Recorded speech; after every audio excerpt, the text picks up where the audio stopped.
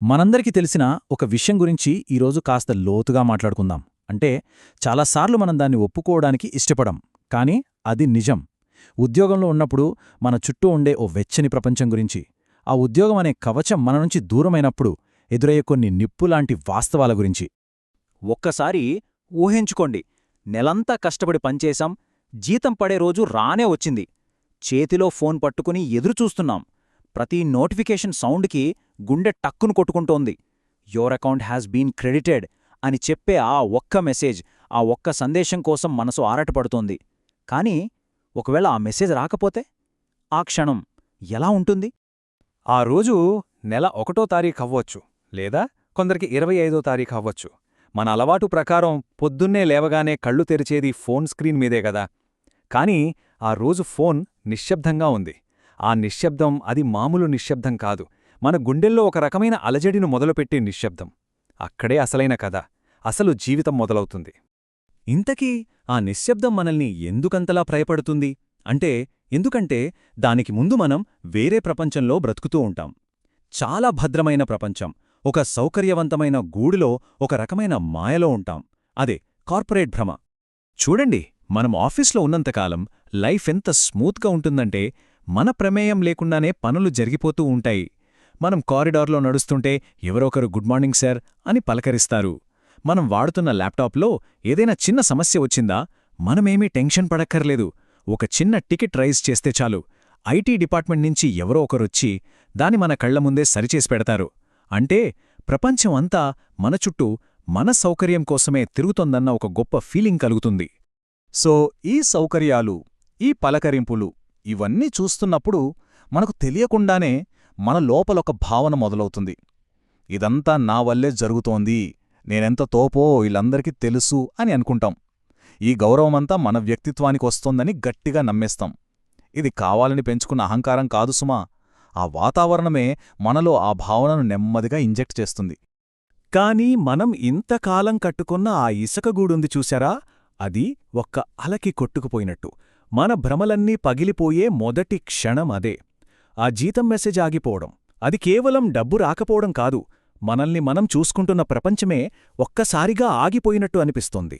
చాలామంది ఏమనుకుంటారంటే, job quit చేస్తే అంతా అయిపోయింది, లైఫ్ సెటిల్ అయిపోతుంది అని. కాని అది ముగింపు కాదు, అది ఆరంభం.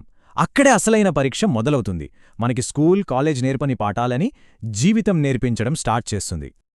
చూడండి, ఉద్యోగం పోవడం అనేది డబ్బుల సమస్య మాత్రమే కాదు, అస్సలు కాదు. అసలైన దెబ్బ మన అస్తిత్వం మీద, మన ఐడెంటిటీ మీద పడుతుంది. మనల్ని మనం చూసుకునే విధానమే మారిపోతుంది. రోజూ మెడలో వేలాడే ఆ ఐడీ ట్యాగ్ లేకపోతే అసలు నేనెవరు అన్న ప్రశ్న మనల్ని తొలిచేయడం మొదలుపెడుతుంది. ఐడీ ట్యాగ్ అంటే అదేదో మన పేరు, ఫోటో ఉన్న ప్లాస్టిక్ కార్డు మాత్రమే కాదు, అదొక గేట్ పాస్ అన్మాట. కేవలం ఆఫీస్ లోపలికి మాత్రమే కాదు, గౌరవం, పలకరింపులు, సౌకర్యాలు వీటన్నింటిలోకి మనకు యాక్సెస్ ఇచ్చే పాస్ అది. కానీ దానికొక ఎక్స్పైరీ డేట్ ఉంటుంది. ఆ విషయం మనకు ఆ టైంలో గుర్తుండదు. ఇది ఎంత పచ్చి నిజమంటే, మనం ఏ రోజైతే ఆ ఐడీ కార్డ్ని కంపెనీకి తిరిగి ఇచ్చేస్తామో ఆ నెక్స్ట్ డే నుంచి మన జీవితం మారిపోతుంది. నిన్నటి వరకు మనల్ని చూడగానే లేచి నిలబడి సలాం కొట్టిన సెక్యూరిటీ గార్డ్ అదే మనిషి, అదే చోటు.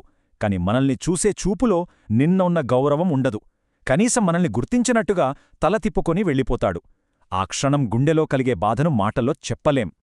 ఒకసారి ఆ తేడా చూడండి. ఉద్యోగంలో ఉన్నప్పుడు, ఉద్యోగం మానేశాక జీవితం ఎలా తలకిందులవుతుందో. ఒకప్పుడు మన అడుగుల శబ్దానికే పలకరించేవాళ్లు, ఇప్పుడు మనం ఎదురుగా నిలబడినా కన్నెత్తి చూడరు. నిన్నటి వరకు మనమే బాస్, మన మాటే వేదం. కాని ఈరోజు మనం కూడా 10 మందిలో ఒకరం.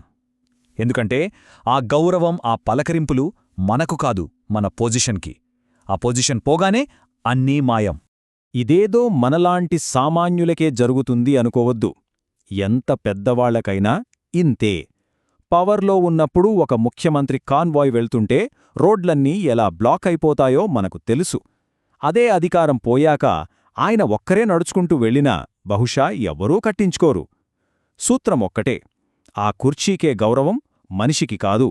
సరే, ఆఫీస్లో గౌరవం పోయింది, బయట ప్రపంచం పట్టించుకోవట్లేదు, కథ ఇక్కడితో అయిపోయిందా? లేదండి. అన్నిటికన్నా పెద్ద, ఇంకా లోతైన దెబ్బ మన అనుకున్నవాళ్ల దగ్గరుంచే తగులుతుంది. ఉద్యోగం లేనప్పుడు మనల్ని మన వాళ్ళు చూసే తీరే మారిపోతుంది. మనం వాళ్ళనేమీ అడగం. నిజంగా మనకు ఆ అవసరం కూడా ఉండకపోవచ్చు. కాని వాళ్ల కళ్లల్లో కనిపించే ఆ అనుమానం, ఆ భయం మనల్ని ముక్కలు చేస్తుంది. వీడితో మాట్లాడితే ఎక్కడ డబ్బులడుగుతాడో అన్నవాళ్ల ఆలోచన మన చెవుల్లో వినిపిస్తున్నట్టే ఉంటుంది. మన ఫోన్ కాల్స్కి సమాధానం రాదు, మెసేజులకు రిప్లై ఉండదు. ఈ దూరం మనల్ని ఆర్థికంగా కంటే మానసికంగానే ఎక్కువ కుంగదీస్తుంది. సో ఇలాంటి టైంలో, ఈ బాధలో, ఈ ఒంటరితనంలో ఉన్నప్పుడు మనకు సోషల్ మీడియాలో కొన్ని కథలు కనిపిస్తాయి. అన్నీ వదిలేసి సొంతంగా ఏదో సాధించిన వాళ్ల సక్సెస్ స్టోరీలు. అవి చూడటానికి, వినడానికి ఎంతో స్ఫూర్తిదాయకంగా ఉంటాయి. కాని ఆ కథల్లో చెప్పేదంతా నిజం కాకపోవచ్చు. అసలు ఈ సక్సెస్ అయిన వాళ్ళు ఏం చెప్తుంటారు? వాళ్ళు మన ముందు పెట్టే ఆ విజయ రహస్యాలేంటి? వాళ్ళు చెప్పే మాటల్లో నిజమెంత? వాళ్ళు మనకు చూపించే జీవితంలో వాస్తవమెంత? వాళ్ళు ఇలా చెప్తారు, నేను రోజూ పొద్దున్నే 4:30కే లేస్తానండి, అందుకే నా రోజంతా ఎంతో ఎనర్జీ ఉంటుంది. లేదా ప్రతిరోజూ గంట యోగా చేస్తాను, అదే నా ప్రశాంతతకు కారణం. వినడానికివన్నీ చాలా అద్భుతంగా ఉంటాయి. మనం కూడా ఇలా చేస్తే సక్సెస్ అవ్వొచ్చేమో అనిపిస్తుంది. కాని ఇక్కడే మనం ఒక చాలా చాలా ముఖ్యమైన విషయాన్ని మిస్ అవుతాం.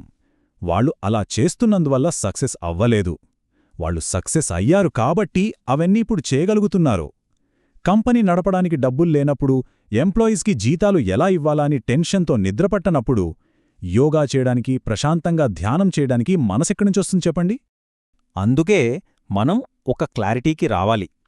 ఈ ఆంట్రప్రెన్యూర్షిప్ అనేది ఈ రోజుల్లో అందరూ అనుకుంటున్నట్టు సూటు బూటు వేసుకుని కాన్ఫరెన్సుల్లో మాట్లాడే ఒక ఫ్యాషనా, లేక ప్రతిరోజూ మనతో మనం, ప్రపంచంతో మనం చేసే ఒక భయంకరమైన యుద్ధమా? ఈ రోజుల్లో చూస్తే కాలేజ్లో ఉన్న కుర్రాళ్లనడిగినా I want be an entrepreneur అంటారు. ఎందుకంటే వాళ్లకు పైకి కనిపించే glamour, my life my rules అని చెప్పుకునే స్వేచ్ఛ మాత్రమే కనిపిస్తాయి. కాని ఆ రూల్స్ వెనకుండే బాధ్యతలు, ఆ గ్లామర్ వెనకుండే కన్నీళ్లు వాళ్లకు తెలియదు. కానీ నిజమైన యుద్ధమిది.